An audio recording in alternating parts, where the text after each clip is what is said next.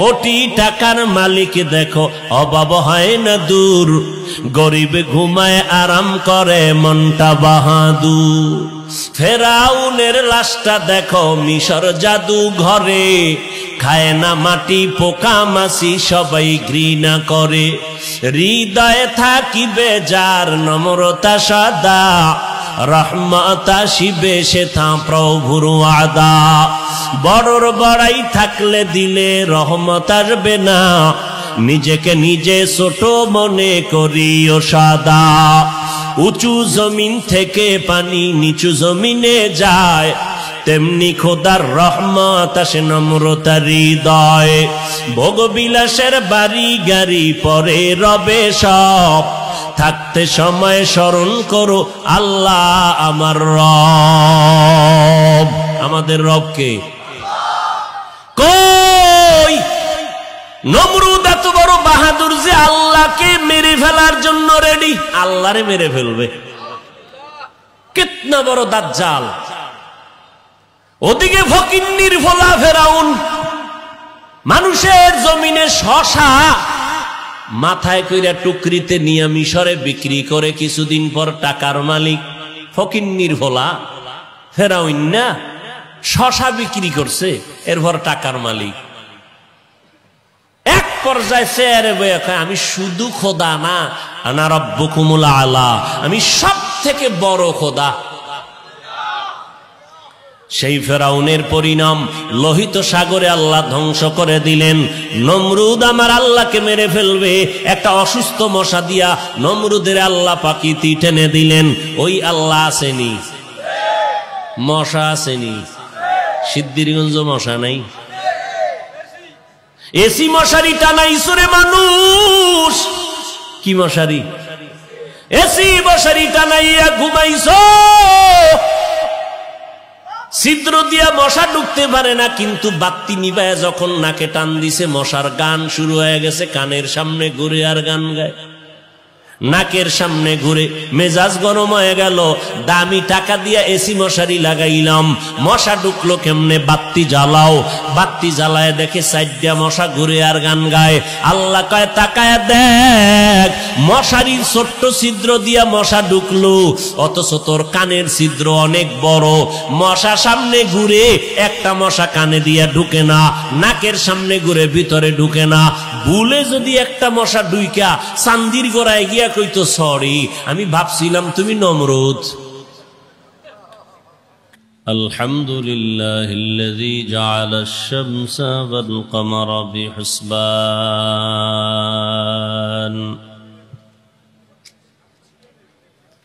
One Nazma wash শাজারা ইয়াসজুদান وفضل زمانا على زمان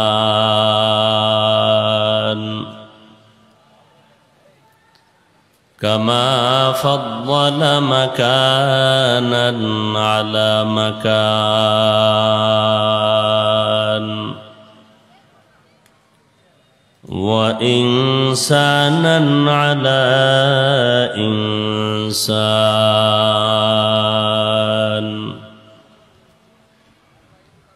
ونشهد أن لا إله إلا الله وحده لا شريك له لا ضد له ولا ند له ولا مثل له ونشهد أن سيدنا وسندنا وحبيبنا وحبيب ربنا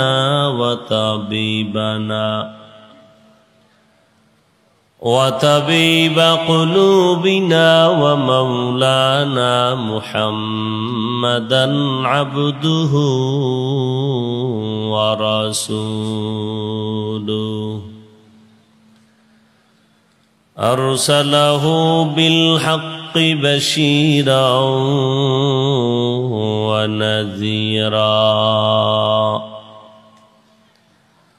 وداعيا إلى الله بإذنه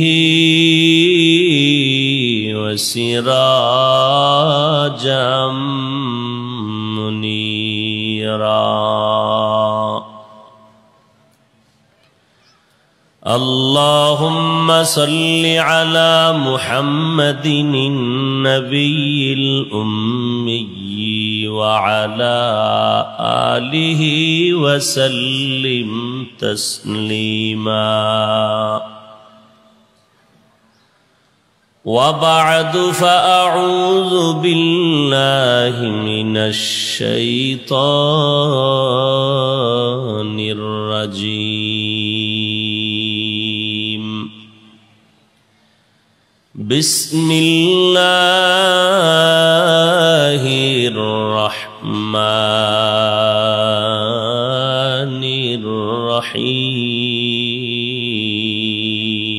الرحيم ألف لام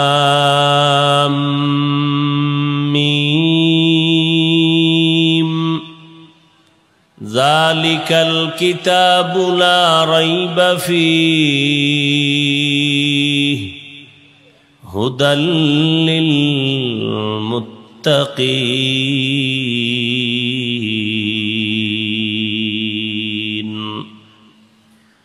وقال النبي صلى الله عليه وآله وسلم من يرد الله به خيرا يفقهه في الدين أو كما قال النبي عليه الصلاة والسلام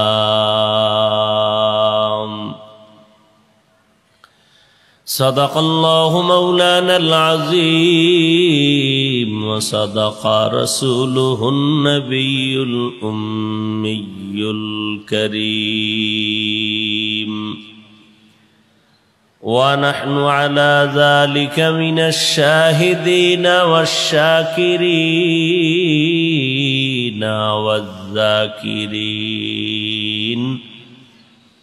والحمد لله رب العالمين سبحانك لا علم لنا إلا ما علمتنا إنك أنت العليم الحكيم رب اشرح لي صدري ويسر لي أمري واحلل عقدة من لساني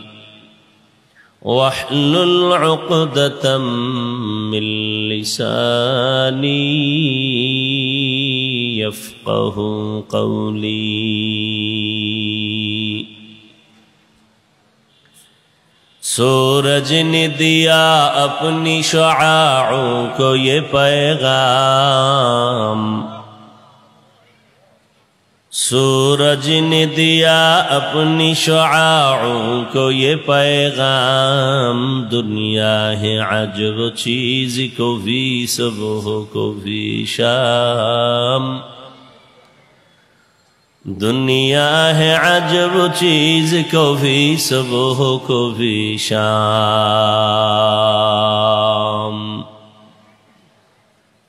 دنیا میں ہو دنیا کا طلبگار نہیں ہو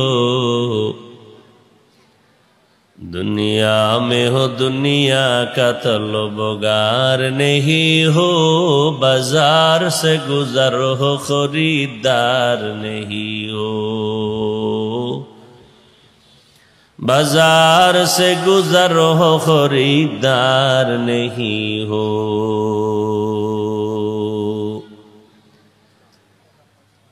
مقبول ہے شاذ ہے قابل تو بہت ہے مقبول ہے شاذ ہے قابل تو بہت ہے आईना के मानिंदे तू नहीं दिल तू बहुत है, आईना के मानिंदे तू नहीं दिल तू बहुत है।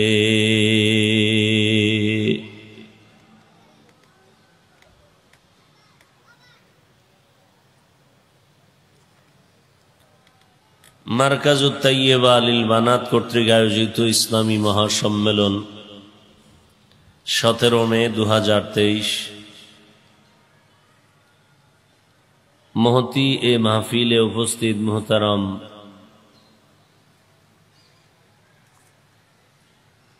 সম্মানিত সভাপতি জনাব মোহাম্মদ আব্দুল আউয়াল সাহেব, প্রধান অতিথি জনাব হাজী মোহাম্মদ নুরুদ্দিন মিয়া, প্রধান মেহমান হিসেবে উপস্থিত থাকবেন বাংলাদেশের লাখো কোটি মুসলমানের হৃদয়ের স্পন্দন, আধ্যাত্মিকতার রাহবার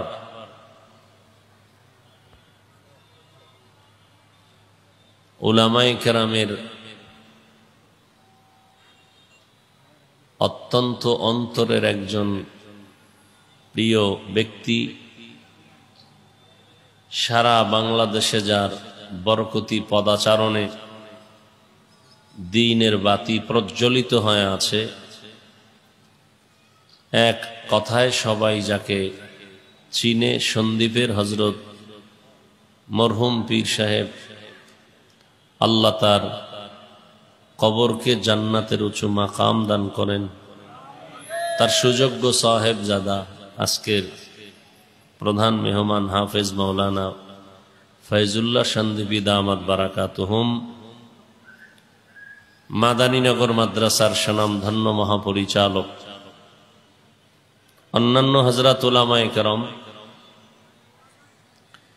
এলাকার বিভিন্ন স্থান থেকে আগত আল্লাহ পাকের আশিকিন, জাকিরিন, শাকিরিন, মুহাব্বিন, মুরব্বিয়ান এজাম, যুবক বন্ধুগণ, স্নেহের ছোট ভাই, পর্দার আড়ালে মা বোনেরা, আল্লাহ পাকের শুকর যে আল্লাহ পাক এই ফিতনার যুগে প্রতিকূল আবহাওয়ার মধ্যেও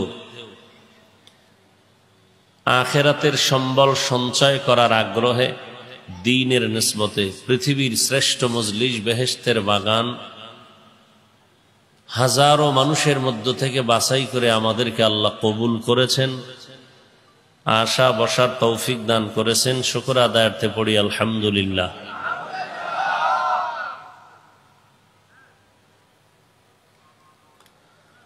আজকের এই প্রোগ্রাম আহলে হক উলামায়ে কেরামদের এক মজলিস, যেখানে বসলে ঈমান, আকীদা, ইসলাম, দ্বীন সম্পর্কে মানুষ সঠিক পথের দিশা পাবে, জান্নাতের পাথেও অর্জন করতে পারবে। উলামায়ে কেরাম অত্যন্ত গুরুত্বপূর্ণ আলোচনা করেছেন, ইনশাআল্লাহ আরো করবেন। যাদের বয়ান সাধারণ মুসলমানের জন্য খোলামেলা কথা, সরল আওয়াজ, মানুষগুলো ধর্মীয় লাইনে যথেষ্ট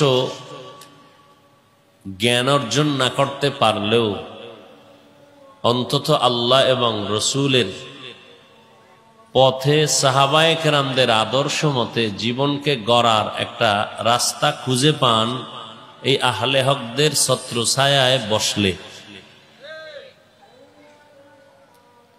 আল্লাহ পাক এই মাহফিলের বরকতে পুরা এলাকার ঘরে ঘরে প্রত্যেকের মধ্যেই আল্লাহ পাক হেদায়াতের নূর দান করেন।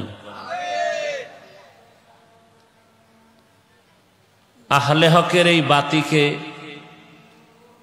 প্রজ্বলিত করার ব্যবস্থা আল্লাহ করে দেন। সহযোগিতা যারা করেছেন এই প্রোগ্রামের পেছনে, আল্লাহ পাক প্রত্যেককেই দুনিয়াতে শান্তি, পরকালে চিরমুক্তির ব্যবস্থা করে দিন।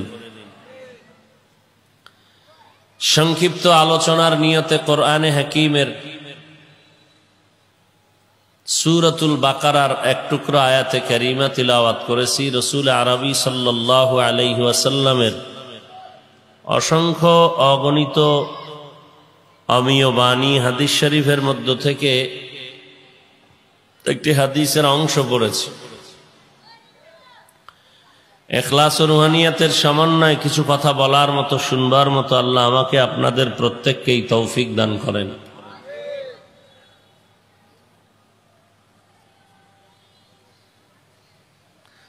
আলিফ লাম মিম, ওয়াল্লাহু আ'লামু বিমুরাদিহি বিযালিক, যালিকাল কিতাবু লা রাইবা ফিহ। কোরআনে হাকিম এমন একটি কিতাব যার মধ্যে কোনো সন্দেহের অবকাশ নেই। হুদাল লিল মুত্তাকিন, আল্লাহ ভীরু যারা তাদের জন্য কোরআন পথ প্রদর্শক, হেদায়াত।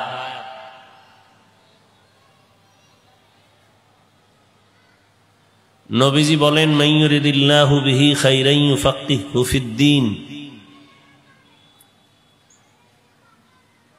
আল্লাহ পাক যার কল্যাণের ইচ্ছা করেন তাকে তাফাক্কুহ ফিদ্দীনের মাকাম দান করেন।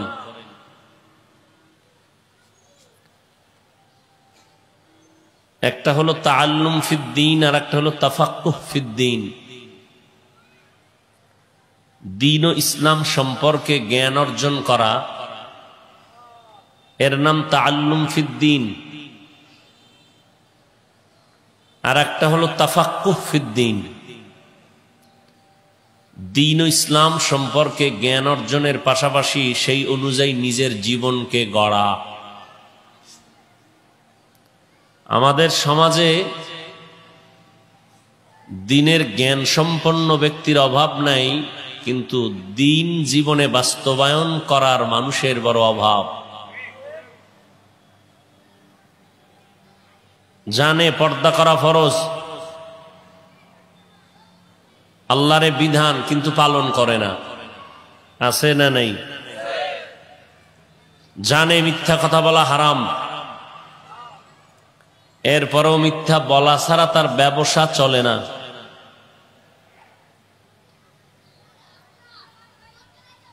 তাহলে দ্বীন সম্পর্কে জানা আছে, আমল নেই।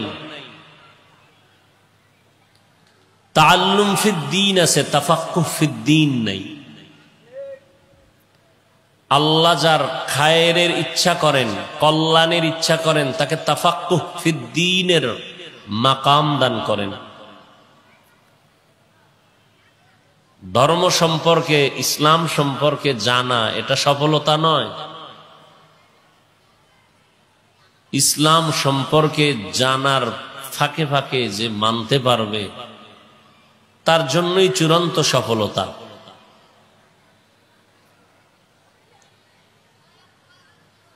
আল্লাহ পাক রব্বুল আলামিন কোরআন অবতীর্ণ করেছেন কেন, তার কারণ বর্ণনা করেছেন।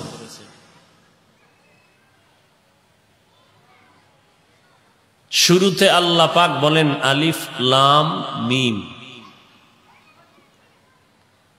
সমস্ত মুফাসসিরিনে কেরাম এই অক্ষরগুলোর ব্যাপারে একমত যে এই অক্ষরগুলো কোনো অর্থ নাই। এ বিষয়ে ভেতরগত যত রহস্য আল্লাহ ভালো জানেন। ওয়াল্লাহু আ'লামু বিমুরাদিহি বিযালিক। কেউ কেউ এরকম ব্যাখ্যার ইঙ্গিত করেছেন, আলিফের দ্বারা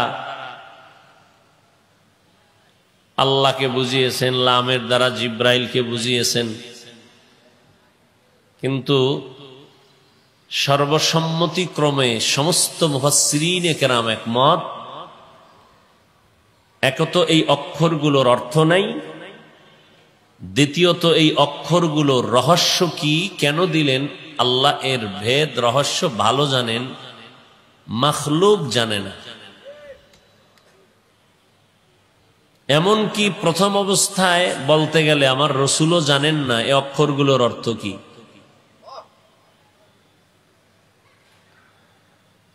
জটিল প্রশ্ন। পৃথিবীতে শ্রেষ্ঠ একটি কিতাবের নাম কোরআনুল করিম। কেমন শ্রেষ্ঠ, যার কোনো তুলনা নাই। এমন একটি কিতাব আল্লাহ দিলেন, যেই কোরআন আল্লাহ পাক আমার রসুলকে দিয়েছেন। কেমন রসুল, যার কোনো তুলনা নাই। কেমন রসুল আমার, যার 63 বছর জীবনে কোনো মিথ্যার আওয়াজ নেই। কেমন রসুল, দুনিয়ার কোন মোহ তাকে যেন গ্রাস করার সুযোগ না থাকে, এজন্য রব্বুল আলামিন তাকে 4 বার ওপেন হার্ট সার্জারি করেছেন। কুদরতি অপারেশন যাকে বলে, 4 বার। নবী বলেন, আমার সিনাকে বা বুকটাকে মাঝখান থেকে ফাঁকা করে ভেতর থেকে কলবকে বের করলেন। জিব্রাইল আমিন স্বর্ণের পেয়ালায় রাখলেন, জমজমের পানি দিয়া ধৌত করলেন, আবার ভেতরে রেখে আটকায়া দিলেন। রক্ত গেল না, সেলাই লাগলো না, ব্যথা পেলাম না। এভাবে কুদরতের অপারেশন হয়েছে 4 বার। যেটাকে বর্তমান আধুনিক সায়েন্স বলে ওপেন হার্ট সার্জারি। দুনিয়ার চিন্তা চেতনা মোহ রসুলকে গ্রাস করার কোনো সুযোগ নেই। এমন এক শ্রেষ্ঠ নবী, 63 বছর হায়াতের শুরু আর শেষ। একটা মিথ্যা কথা নবী বলেননি, ভুলেও বলেন নাই। অতএব সেই নবীকে নিয়ে যদি কেউ সন্দেহের আঙ্গুল দেখায়, বুঝতে হবে সে সৃষ্টির নিকৃষ্ট বাতেল। শুধু বাতেল না, নিকৃষ্ট বাতেল।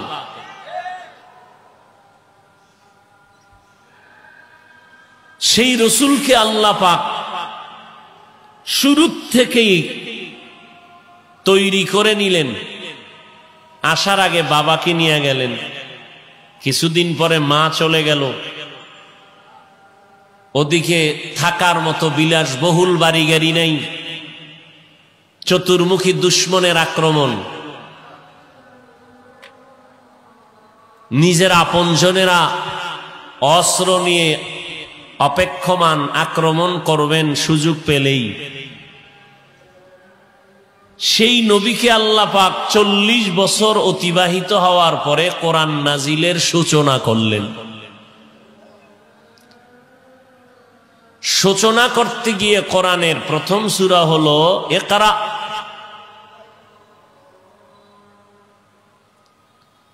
জিব্রাইল আমিন আসলেন, নবীজিকে দাঁড় করায়া হেরা পর্বতের গুহায় নবীর সিনার সাথে জিব্রাইলের সিনা লাগাইয়া মৃদু চাপ দিলেন। নবীজিকে বললেন, হে নবী আপনি পড়ুন। নবী বললেন, মা আনা বিকারিন, আমি পড়তে জানি না। এভাবে একবার না 3 বার চাপ দিলেন। বিস্তারিত আলোচনা আমাদের এখান থেকে শিক্ষণীয় উপদেশ বহু আছে। দীর্ঘ 40 বছর পরে কেন আমার রসুলকে আল্লাহ কোরআন দেওয়ার সূচনা করলেন, আগে দেন নাই কেন? প্রশ্ন থাকে কি থাকে না? নবীকে আল্লাহ কোরআন দিবেন, আলহামদুলিল্লাহ। কোরআন দিতে গিয়ে পাহাড়ের গুহায় ঢুকাইলেন কেন?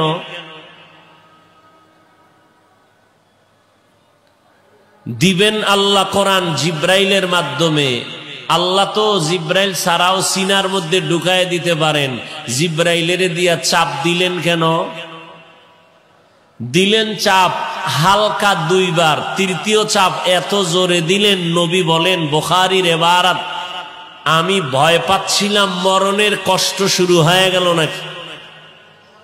নবীজির শরীরের মধ্যে জ্বর উঠে গেল, ডিগ্রি সারা জ্বর। নবীকে এই পরিমাণ চাপ দিলেন কেন?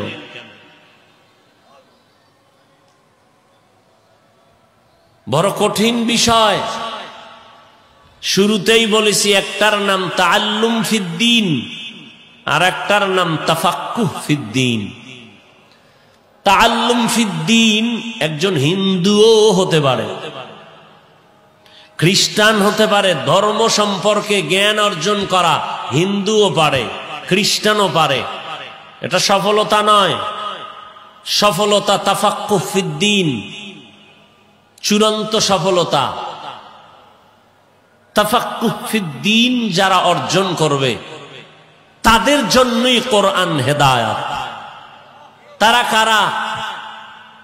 আল্লাহ ভীরু মুত্তাকি, যারা তাকওয়ার মানদণ্ডে জীবনকে পরিচালনা করেন, এরাই তাফাক্কুহ ফিদ্দীনের অন্তর্ভুক্ত।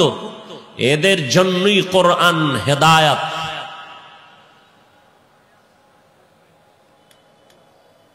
আল্লাহ পাক এত সুন্দর কোরআন দিলেন নবীকে।